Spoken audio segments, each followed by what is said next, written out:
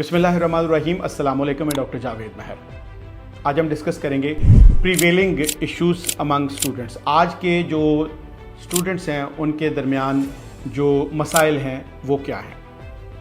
एक बड़ा जेन्युइन मसला वो सोशल मीडिया एडिक्शन है। आज के स्टूडेंट्स का ज़्यादा टाइम जो है वो स्क्रीन पे गुजरता है, उनका स्क्रीन टाइम ज़्यादा है, उनकी मीडिया पे डिपेंडेंसी ज़्यादा है। यही वजह है कि वो जो रियलिज़म है, जो रियलिटी है, उनसे वो कट होकर उनका ज़्यादातर जो टाइम है वो वर्चुअल रियलिटी की तरफ चला गया है। मेंटल हेल्थ के इश्यूज़ हैं बच्चों में। एक और चैलेंज है बच्चों के साथ और वो है फाइनेंशियल प्रेशर्स का।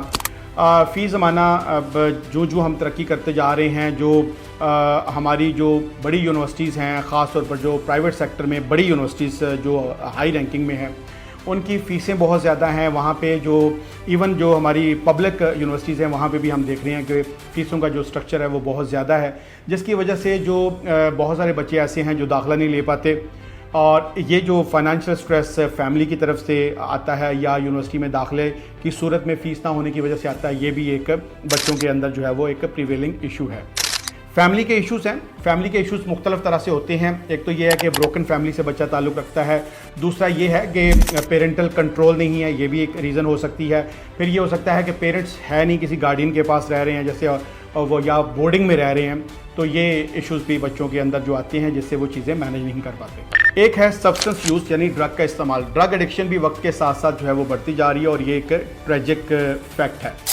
बुलिंग एंड हरासमेंट ये अलग से एक इशू है कि स्टूडेंट्स को मुख्तलिफ प्लेटफॉर्म पर, वो स्कूल में है, कॉलेज है, यूनिवर्सिटी है या किसी एकेडमी में है या किसी भी जगह पर हैं, उनको बुलिंग और हरासमेंट, इवन घर के अंदर भी बुलिंग और हरासमेंट का सामना करना पड़ता है, जिससे उनके जो मेंटल हेल्थ के इश्यूज़ जो है वो शुरू हो जाते हैं।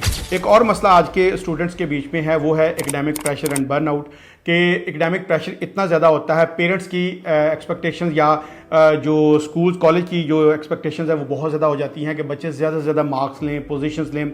उसमें ये होता है कि बच्चे जो है वो फेडअप हो जाते हैं, उनसे वो उस तरह से तैयारी नहीं हो पाती या उन पर प्रेशर बहुत ज़्यादा बढ़ जाता है। और हमने ऐसे केसेस में ये भी देखा है कि बच्चे जो है वो सुसाइड की तरफ भी गए हैं। ये वो कुछ इश्यूज़ हैं जो आज के स्टूडेंट्स में प्रिवेल कर रहे हैं, जिनका डिस्कस करना आप लोगों के साथ ज़रूरी है।